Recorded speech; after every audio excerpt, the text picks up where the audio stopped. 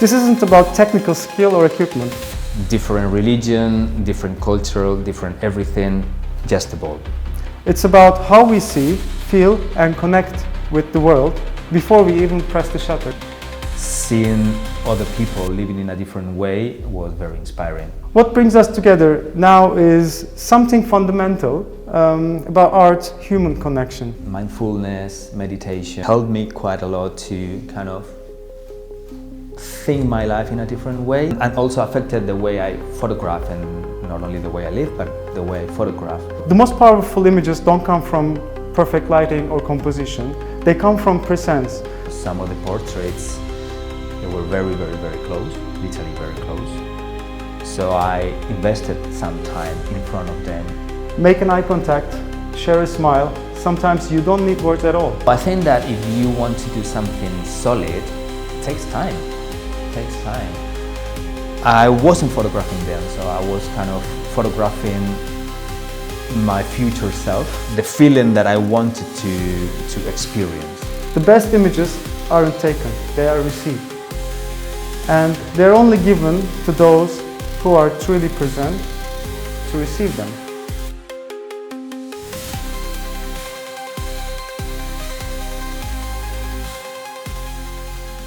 First of all, good evening everyone. Welcome to Cult Creative Meetup 5. This is the human connection and unspoken stories.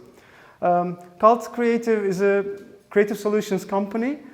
We focus on visual storytelling, mostly helping brands building, reshape their stories. And also we do this by using photography, motion graphics and creative direction.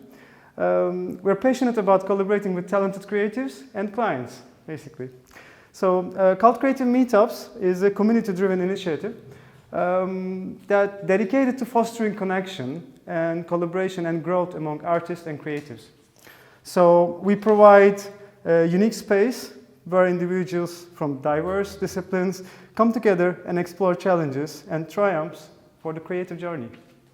So our focus is on building understanding, support and inspiration through intimate, curated gatherings, just like this, and that combines open discussions actually, and creative exercises and honest conversations about mental health in arts and social barriers and cross-medium collaboration. So tonight, I'm honored to be joined by Nacho Rivera, a dear friend of mine, a London-based Spanish photographer whose mindful practice explores the human connection through narrative imagery, and his work examines our relationships with people, environments, and ourselves through lenses of empathy and respect. So I'm a creative director and photographer. I specialize in visual storytelling for brands and magazines, as I told, as a cult. And I work with like a lot of creatives together and do some extensive projects as well. And this Mert here is our, supporters from the very beginning. Another one, Turgut, he couldn't make it today because of his neck pain. He is the DOP working with some mental issues on that, just basically stress. So he couldn't make it, but he's our supporter from the very beginning of Cult, so I just wanted to mention him. So I'm going to start with talking about the mental state of connection. It's going to be a short talk. If you want to interrupt or if you want to ask anything during the whole talk and whole event, please do so, because this is what we're here for. What brings us together now is something fundamental about art, human connection. This isn't about technical skill or equipment.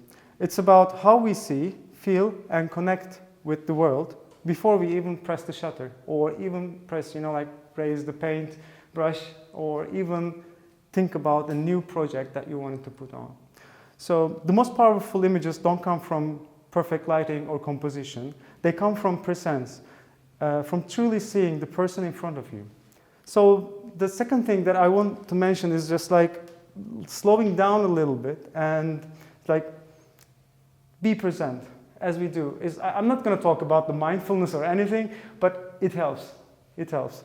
So slow down and be present. The great photography begins on long before the camera is raised. So basically, it starts with stillness and listening. So we live in a world that moves quickly, where distractions are constant. Our phones are always on. There are a lot of people, a lot of sounds are coming. But to capture something real, we must slow down. Put away the phone, quiet the mental noise, and be fully here with the person in front of you. So we need to pay attention to the small things. The way someone's expression shifts when they talk about something they love, the quiet gestures they reveal, more than the words ever could. So these are the moments that matter. We need to listen, not just to respond, but to understand. So best images emerge from the trust. So much human emotion is communicated without words. A glance, a hesitation, fleeting expression that disappears as quickly as it appears. Your ability to notice subtleties and create a space where they can unfold naturally is what separates snapshot from a story. So how do we do this? So the first thing we need to observe, keep your camera in your bag, out of hand. We don't need to show people. It's just a tool. You never see a butcher, like walking around with a cleaver on the street. Whenever you always, have your camera in the hand, it makes the same effect to the people. You don't need to. First, you need to connect with them. Then you need to show the camera. Then to start the conversation, maybe. Have a real conversation first, not a small talk. We always do small talks, and it's just a small talk. It's not a deeper conversation. It will not bring you anything about the person in person and deeper thoughts. Make an eye contact, share a smile. Sometimes you don't need words at all. Tell people why you're interested in them, why you're taking photos, and be open. Don't hide, what you want to use them or why you want to, share afterwards. If it's just for your, Instagram, tell them this is just for my Instagram. Or if it's just for, a magazine or maybe an exhibition, or it's just for an exercise for you, just share with them. Because this will build a trust. Study posture. People may hold themselves when they're at ease or uncomfortable. Learn to recognize the difference between posed smile and the real one. Make them smile for real. Be patient. So second one is being patient. This is really important because it's very fast community now. So being patient is one of the virtues that we can bring with us whenever we want to create, because it makes you space. It creates you space, and then you can go back and then see what you're doing and then reflect your ideas as well. So when you take a camera out, don't try to keep the conversation. Let silence sit. The most authentic moments often happen when people forget that they're being photographed. And finally, approach every person with openness. Let go the assumptions. Everyone has a story, and we know about this. Our job is to witness it, actually, not to dictate it. If you want to dictate the stories, it's not theirs anymore. It's your story. And then it doesn't build a trust, basically. Seeing anew. It's easy to fall into habits, to photograph the same subjects in the same ways. We all do. But growth happens when the challenge emerges, basically. We want to challenge ourselves and to see differently. For example, try this. Next time you're out, take a different road to the same place when you always go. If you always use the same route, you're familiar with it. The more you know about the space, the more you're open to an accident, actually, because you feel, relaxed. So you don't care about these things anymore. But the accidents are good for the photography. So this is another thing. So what you can do is actually, if you know that area very well, try to change your angle a little bit. It will change drastically what you're doing or what you're seeing. Walk around the other path, use a different back road. I don't know. Just try. This really works. And listen and really look and use all your senses. Sometimes smell can help you find a new subject. Or sometimes, you listen, somebody is playing some instrument maybe, but it will draw you in. And then you can start a conversation by music. So it always helps to use the other senses, not just your eyes. Ask yourself, what am I really seeing here? What's happening beneath the surface? The more you practice this, the deeper you will go and you will become. So as a closing thought, at its core, photography is about connection. It's about honoring the humanity in front of you, not as a subject, but as a person. So as you move forward, I encourage you to prioritize this. Slow down, listen closely, see with intention. The best images aren't taken, they are received. And they're only given to those who are truly present to receive them. The next one is a silent dialogue. I want you to stand up and pair with the someone you never know before, probably the farthest you sit in the room. And it's going to be a very silent dialogue. So pair with someone, observe them silently, face to face, without talking. I know this is kind of a networking thing, but there is something, believe me. Observe them for 1 minute and in silence. Notice the light, expressions. Try to see a deeper meaning in their face and eyes. And then share it. Share it with each other. I know that's not easy, but I'm here to push you guys. That's why you're in the creative talk, not in a lecture. Are you guys ready? Okay, silent dialogue starts 3, 2, 1, go.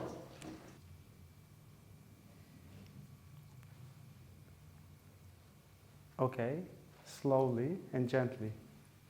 Tell what did you observe? Each other.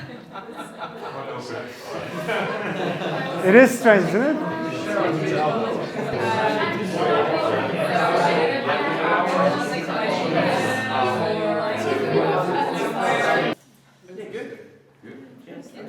More, yeah. I'm back at the front now. Yeah. So I mean, yeah. I hope you had some conversations while you were silent as well. I mean, it really helps. Whenever we shoot, or I mean, I photograph someone, I always wait for them to, like calm down a little bit first, because if you keep the conversation going, it's just like, it doesn't work. You don't see the person in their, like deeper selves. And I want to look at their souls, basically, when I'm portraying them. So, there is one man doing this very well. So I'm going to introduce Nacho now. And I will leave the stage to him, and he will tell his story and show you some of his great work.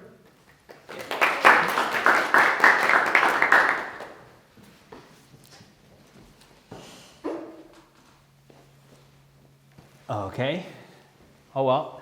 Thank you very much, everyone, for coming. First of all, I know that not being out a day like today is very complicated, so I really appreciate the time and the effort. Thank you very much, first of all, to Jigit for the invitation to speak about my practice, about my journey, my work, my approach to photography, which is my profession, but not only to photography. I think that photography sometimes is just simply an excuse, or has been an excuse for me to, for example, living in London and meeting very interesting people, which is something that, it's something very noticeable. So, well, I'm gonna start introducing myself, my background, and my interests. So, my name is Nacho Rivera. So, I'm from Spain originally, and my background is from architecture. So I studied architecture and worked as an architect for almost 15 years before changing career, changing life completely, and focusing at that time, my hobby.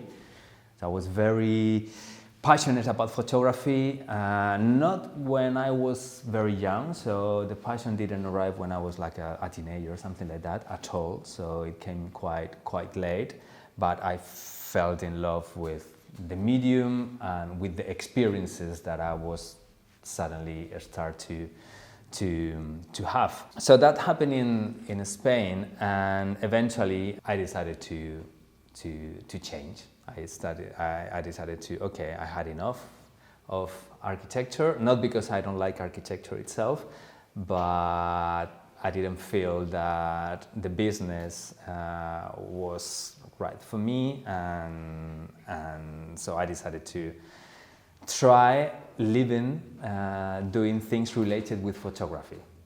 That was my first approach when I first decided to become a professional photographer, or at least to try. I didn't know how to make it happen.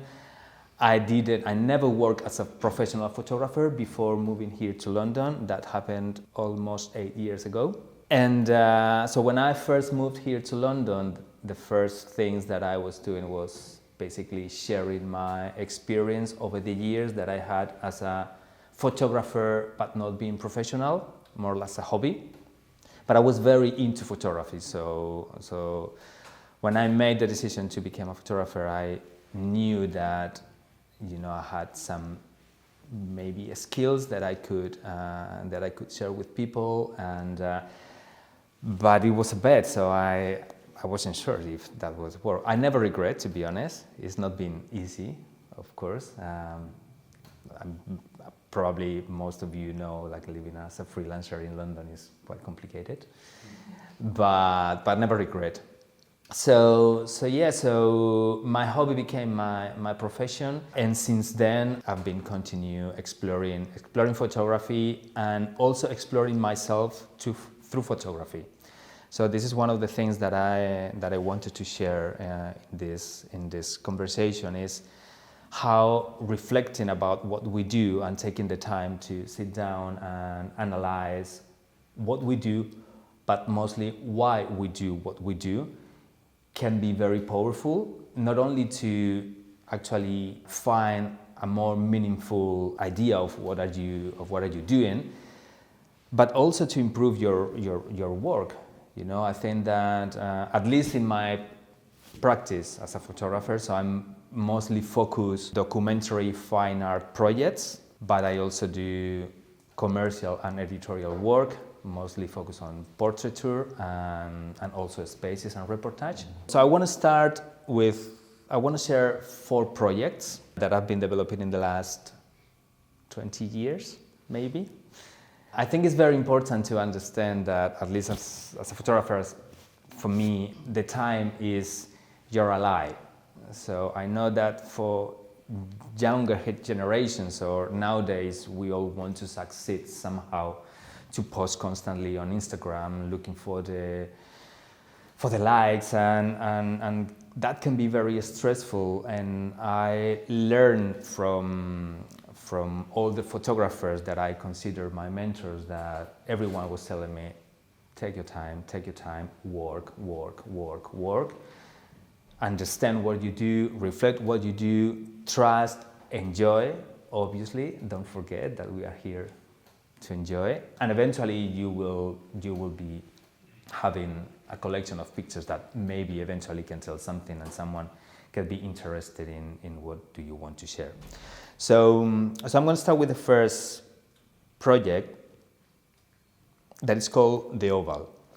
So I normally start the projects instinctively. So I'm not a photographer who create his own briefing or research quite a lot or do a lot of planification for the projects or the photo shoots. So I'm the kind of like a more classic approach. All of my projects, I develop them in the streets, traveling or here in London. One of the things that I think that is important to share is that I normally work instinctively. So as I mentioned, I didn't plan. I can plan to find these kind of scenes that I'm photograph. So I work instinctively, and it's after a few years of working in one project, suddenly I see the links, I see the dots, I understand what I'm doing certain pictures, and then I became aware of the project, and then I continue consciously that project. I'm going to start with this one. This one is called The Oval. At the beginning, I was thinking that I was taking pictures of scenes of football related all over the world. What I was doing is I was basically coming back to my childhood. So I'm a very big football fan. Eventually, I had an injury. I couldn't play anymore since I was very young. And somehow photography was the passport to come back to my childhood and to share that emotions everywhere. So I'm that type of people that I cannot be quiet when a ball is just in front of me. So that instinctively I started photographing scenes related with football. But football is not the idea of the project. The idea of the project is showing a universal language. So it has like both ways. It's a passport to me to come back to my childhood, but it's also a possibility to share that, okay, maybe we need to be a little bit more empathetic with everyone, because at least there's one universal language that I experience myself, that is football, because that allowed me to connect with people all over the world without being able to share anything else apart from a ball, literally. No, the same language, different religion, different cultural, different everything, just the ball. This project is taking me, I don't know when I started, probably since the very beginning when I started taking pictures. And then it became conscious, and since then I've been developing the project in 4 continents for maybe over 15 years. And I'm still doing it, so it's an ongoing project. I think it's going to be an ongoing project of my life because I really love it. Yeah, this is a really good excuse for me to connect with people, which is the idea of the session today, in a very deep and intense way, to be honest. Sometimes I take the pictures before I play with them. Sometimes I play with them and then I take the pictures. Sometimes I just observe and enjoy. I'm not interested in the business of football, but I'm interested in that type of connection, and it's very, I don't know, it's very powerful to see the emotions there. Also, it's for someone who likes, again, I'm speaking about football, but I can speak about basketball, painting, music, or whatever. If you have a passion and it's part of your identity, and there's another element or another layer of the project that I believe is quite important. Please. Is your photography digital or analog? Analog. Yeah. So all my personal work, so all the works that we are gonna do here, I only work with black and white film. So all these pictures has been taken, developed, and printed by hand. I'm sorry? Do you have a favorite place to develop film in London? I do it myself. Oh yeah. I do it myself. I do it myself. Yeah, I have a tiny bathroom is enough. You don't need nothing fancy. Just a tap of water. You need the knowledge as well, of course. You need the knowledge, the practice, yeah, the resilience, the time. You have to make the time, obviously. This is not like digital photography. So especially this project. So this project is about snapshots, action shots, many of them that obviously working with film, you have to be extremely present. You cannot take like so many pictures at the same time. You have to be absolutely focused, and that is one of the reasons why I really love taking pictures with film. And also the reality of not being able to waste time looking at the back of the camera. In this specific project, sometimes you get miracles, like this picture, for example, that you instinctively want to take it, but I don't normally think that I take the picture. So sometimes months later, I see the picture for the first time.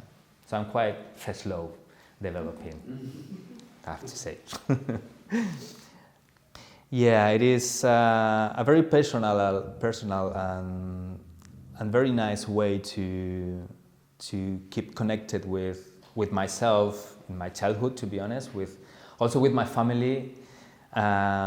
Living abroad, and the conversation with my dad is always about, okay, what's going on? What are you going to watch the football tonight? But it's something deeper than only like a game or a sport. That somehow I'm still connected, not playing anymore, obviously, but photographing the emotions, seeing people enjoying what I used to enjoy when I was a kid. Where was this picture taken? So they are, let me, 1 second, coming back. Here we go. Here we go. This one is in Mozambique. So I didn't mention anything about any picture. They have been taken all over the world. So there are some pictures from Myanmar, Peru, the first one, London, Spain, this is in Mozambique. So for me, every time, so I've been lucky enough to be able to travel, and that's one of my passions. And so every time that I travel, it's an opportunity to find some scenes that can be part of the project, and also it's a really good excuse to connect with people, which is actually even more important than the picture itself, to be honest. So I have really good memories. So it's not only the picture, but I'm kind of actively participating in the scene, which makes me very, very happy. This one is in Denmark.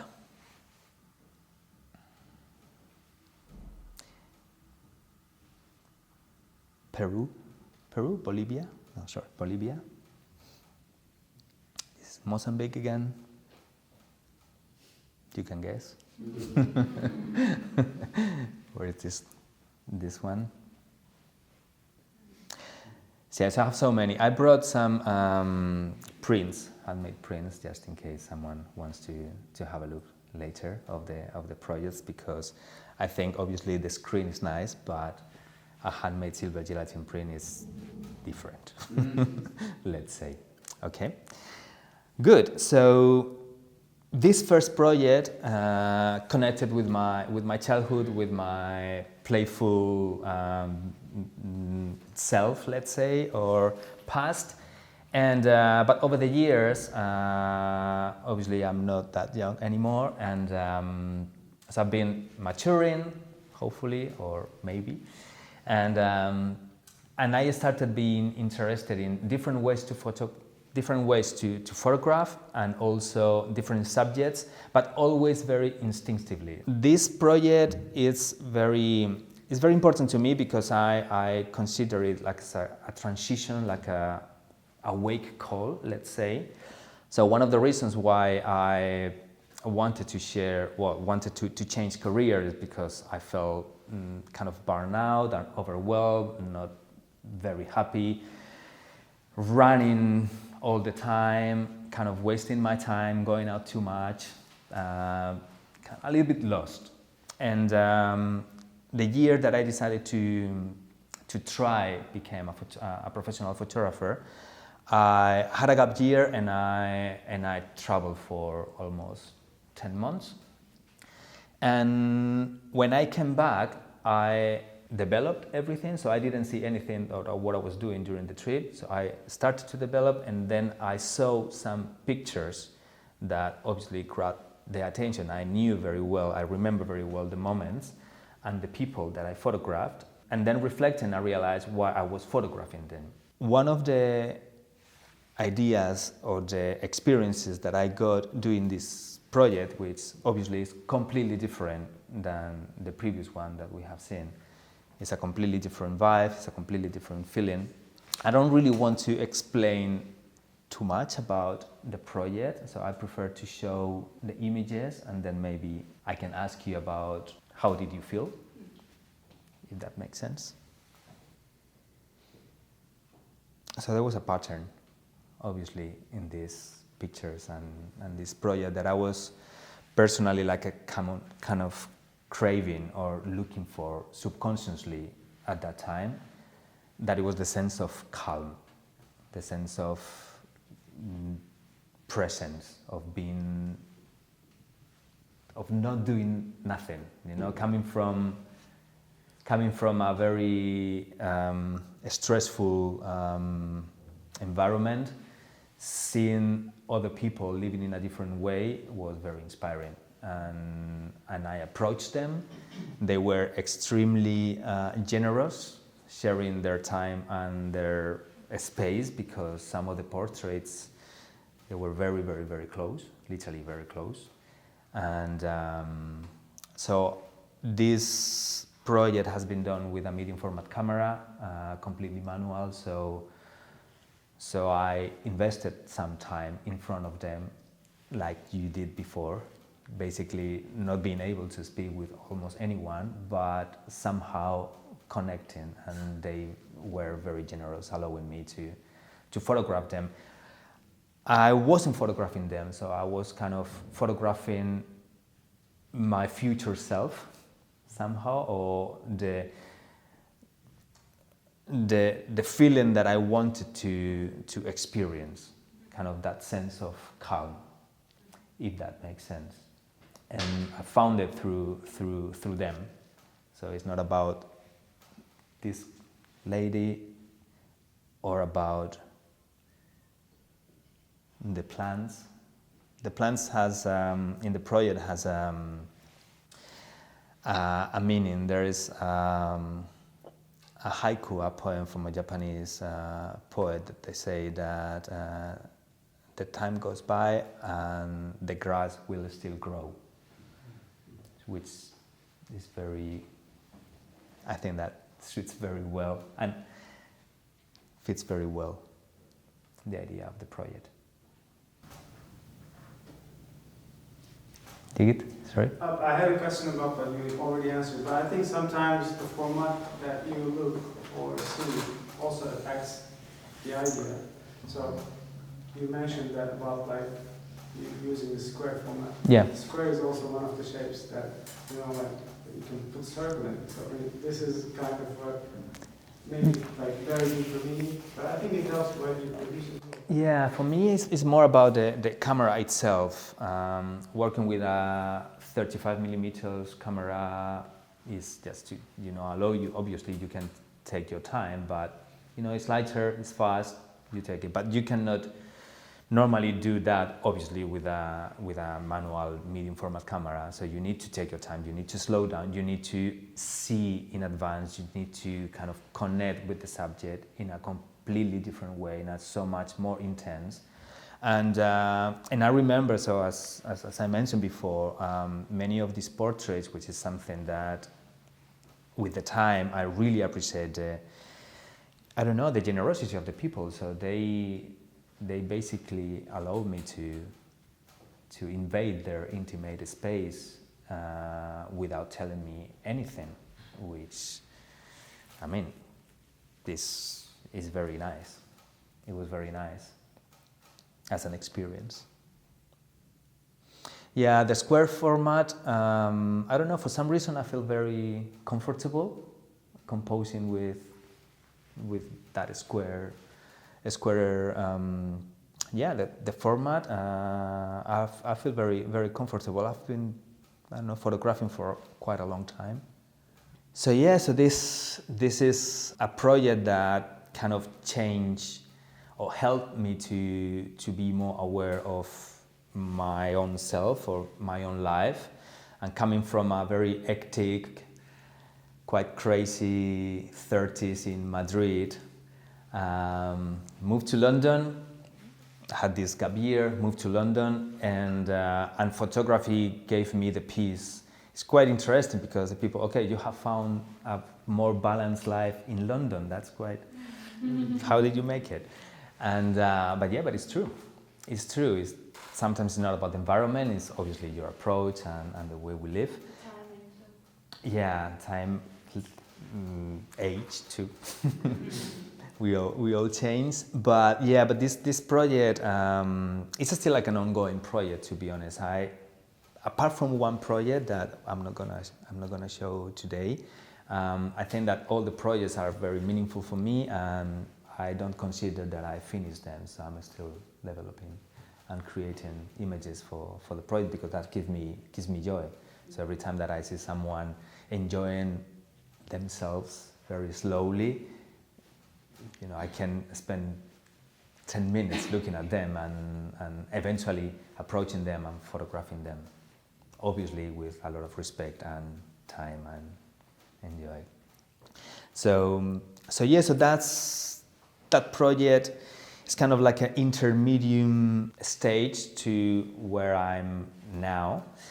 So I became very interested in mindfulness, meditation, and that helped me quite a lot to kind of think my life in a different way, and also affected the way I photograph, and not only the way I live, but the way I photograph. So coming from that more classic approach from the oval to this more direct, very American classic pictures to the following project that is called Jugend, makes sense if you see, or if I understand all the stages of my life in the last 20 years. It's not that, it's quite interesting because, for example, I have Will's a really good friend that we used to live together, and he couldn't imagine my life in Madrid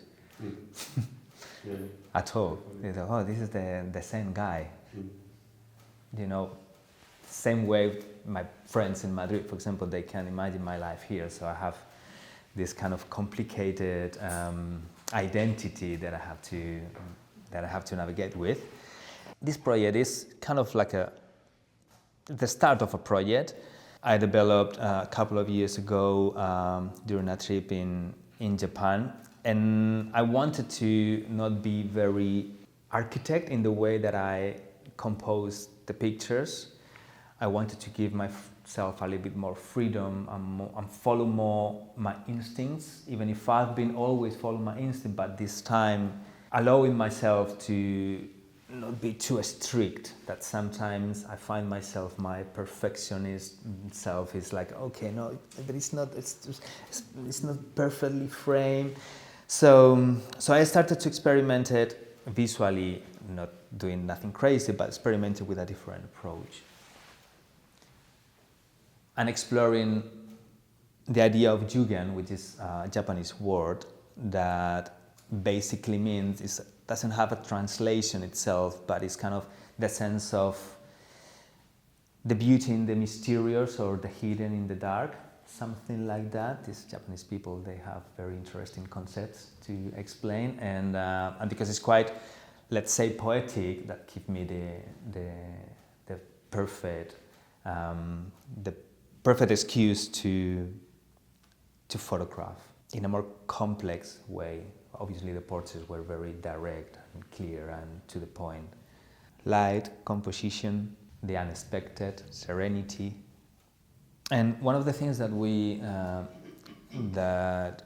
talked before the talk with Jiggy is that we wanted to share how important is to be connected with the reason why we choose what we do, if we like what we do, obviously. So I think that navigating in the professional photography world can be quite distracting, let's say. We all have to pay the bills. We all need to get commissions, to do networking, to follow briefings. But in my experience and also how I feel photography, it's so important to continue creating excuses to go out or to photograph at home or to photograph with friends or still lives or whatever you are interested in terms of photography.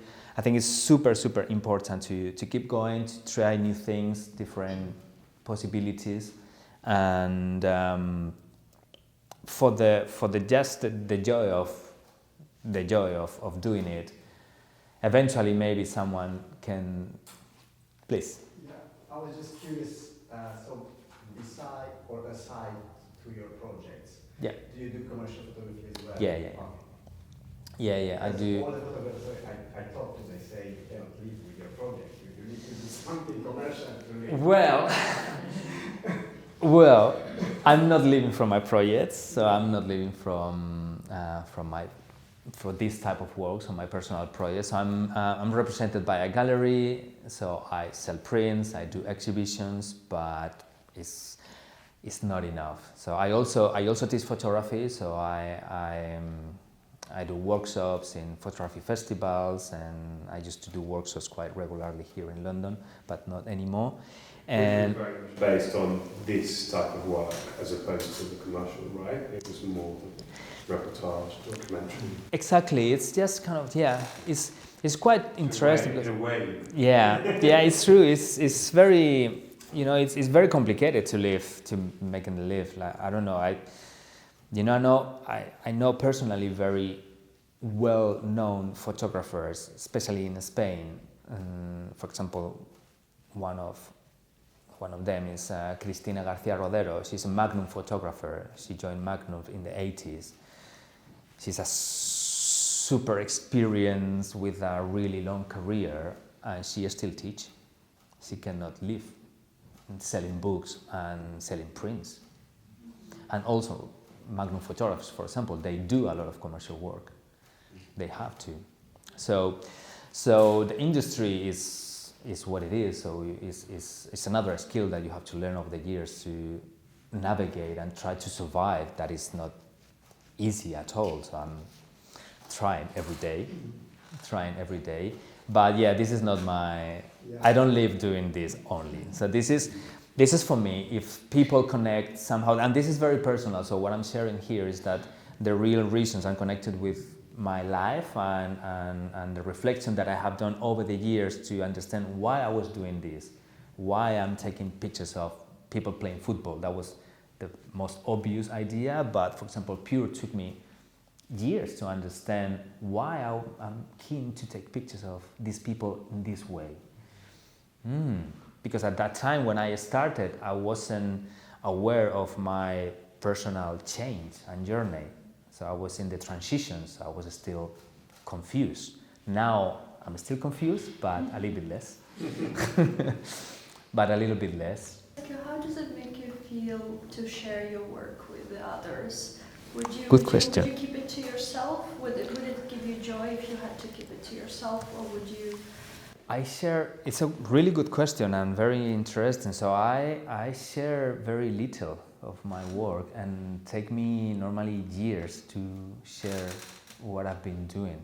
So I have a big respect for photography, let's say, and which I don't know if respecting the terms in the idea of showing the best. If you see something that for you is interesting, but it has to convince myself first before sharing it. So that's why I struggle with Instagram, for example. Everyone, but you have to post more. No, maybe not. I know that I have to post more. Obviously, the algorithm is not my friend at all. But I don't know. I think that if you want to do something solid, it takes time. I listen from many photographers that I just literally yesterday watched an interview with Martin Parr. He was saying that I will be extremely happy if by the end of the year I got 2 more really good pictures. 2 more really good pictures. If we see when we buy these great books about incredible photographers, I don't know, legends like Diane Arbus or Cartier-Bresson or whoever, or Walker Evans, you see the book or the exhibitions, there are no more than 100 pictures. And they were taking pictures all their life, constantly. So it's extremely, very extremely well curated. And then you see something that eventually, you see the evolution of the photographers. For example, that if you read about their biography, you understand a little bit more about, okay, I totally understand why he was doing or she was doing. In the case of Diane Arbus, for example, it's very interesting. Read about her biography and her interesting, very shocking work. I don't know if everyone knows the work of Diane Arbus. So she was basically doing some similar portraits than the portrait that I took, very direct, very intense, very solid portraits of what she considered weird people.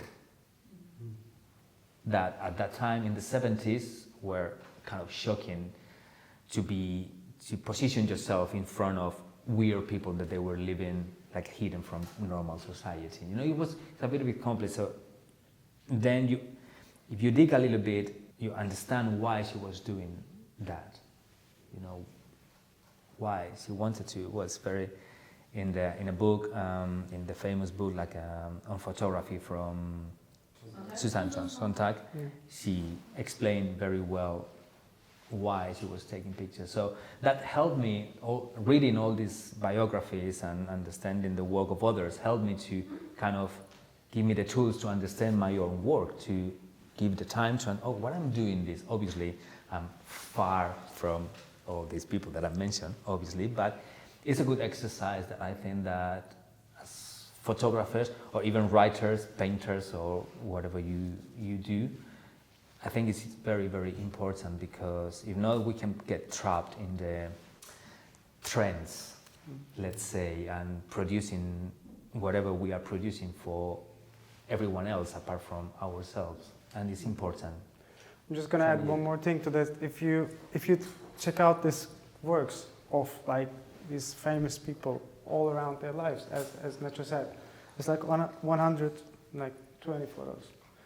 So as a technical, it's 1 second.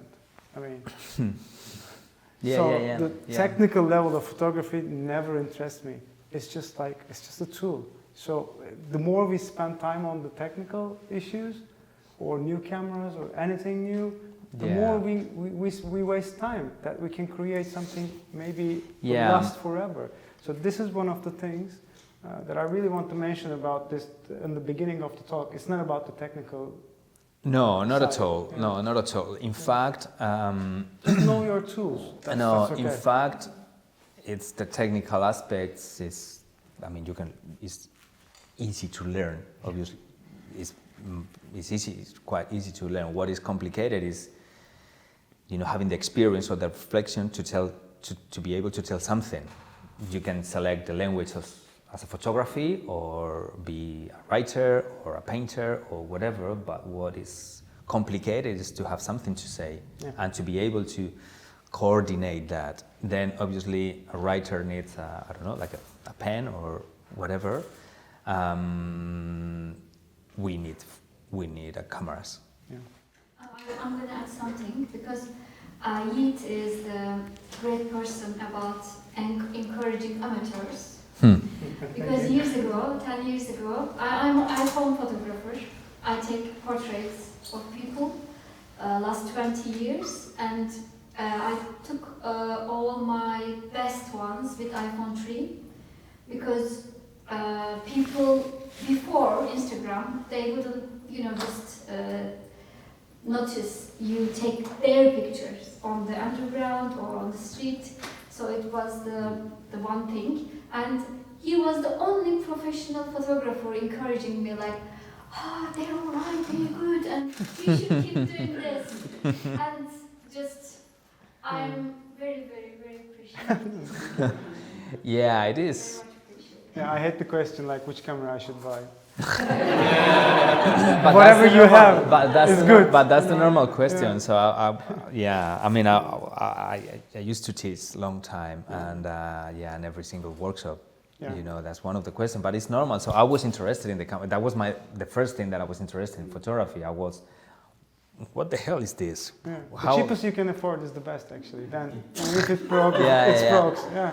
But then obviously if you just go a little bit farther, then you understand that this is a very, very complicated language, very difficult language that is very complicated to kind of try to understand. That is why it's fascinating, at least for me. So I have like a kind of like a visual approach, that the black and white and all this project, but they are very different between them. But I'm really curious about the work of everyone.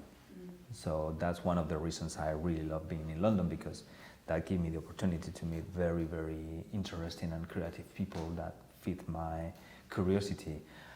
Obviously the museums, galleries, as a visitor, not as a photographer, but it's a real pleasure for me. I'm always constantly researching and investigating and enjoying, basically, and it's a pleasure to me also to share that things that I suddenly discover or that blow my mind or I don't understand, and then this is complicated. I mean, I've never seen something like this. Why is these people doing this? Why I feel uncomfortable facing this approach to photography? Why? It's very interesting, and not many people go that far. So we have to be concerned that the people interested, especially in photography, there are a few. We are a very little group, and it's difficult because obviously photography is very affordable now. We all have camera, can pretend to be photographer, but it's like if everyone that I know how to write, but I'm not a writer. That's kind of the comparison, because if you have to, photography is someone who has made, in my opinion, like a lot of reflection, understanding, practice, and failure. Something happened in this picture. You connect with other one that you have done a few years ago, and then you have idea, and then you click with a song that you listen. I don't know. That's what interests me, and it's also an excuse. I think it was Todd Ido that he described photography in a very cool way, in my opinion. That he said that photography is an excuse to get out of my house and get out of my head. Yeah, and these are my 3 personal projects that I wanted to share and to express about my reflection of why I was doing this, because I think that was the most important thing of the project itself. Obviously, the pictures can be more interesting or not, but I invite everyone to invest time in connecting with whatever they are interested. Can be still lives, can be people, can be landscapes, and reflect why, because it's very, find something meaningful in what do you do makes life so much fun. I wanted to brought this last project because this is a commission. So, one of the things that I'm very happy that is happening to me is that through personal projects, people find it interesting to invite me to participate in certain projects and commission me for doing editorial work, commercial work, and it's sometimes a project like this one that is called The Spirit of Park Royal. So I was approached by Cinema Studios. They invited me to document the community around the studios. So basically they allow me to do whatever I wanted to do in terms of portraits that obviously they knew my style, they wanted or they liked what I was doing. And I photographed a whole community or a whole group of people in West London that became a very nice exhibition and a book that I forgot to bring, by the way. What I enjoyed about this commission is obviously it's a commission, it's commercial work. I mean, it's very nice that someone, call you for the way you see or they feel. But it was a really extraordinary experience of meeting 45 people, 10 minutes maybe, different locations, but the connection that sometimes you can create with the people in front of you through photography in this case, or through curiosity, I wouldn't say photography, through curiosity, is very powerful. So this was probably one of the most emotional projects that I had, because obviously I spent time with them, I photographed them, they didn't see what we got. I speak in plural because obviously it's a collaboration between both of us. And eventually, all of them, they saw their portraits all together in a very big exhibition for the first time. And it was very powerful. It was very, very powerful.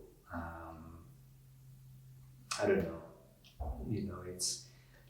I have the same approach actually with someone in the middle of nowhere in a very exotic place than someone from my family. So it doesn't change. Sometimes I can communicate verbally, sometimes not. But in terms of photography, it's the same. And for some reason, we experiment the same connection somehow. Unfortunately, I cannot meet most of or many people that I photographed in the past, but I had the possibility to meet all these people in one place, one time, at the same time, and it was amazing. It was really nice in terms of not photography, but in terms of kind of humanity, let's say. How much time did it take to do this project? That was very fast. Very fast.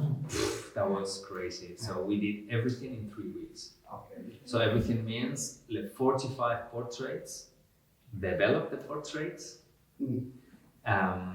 select the portraits, create and design the exhibition and the book. Wow. And produce everything. Okay. So I don't have pictures of the exhibition. I can show you later because it was in a really good space. They have a very beautiful space that they allow me to do whatever I wanted. So I painted everything in black.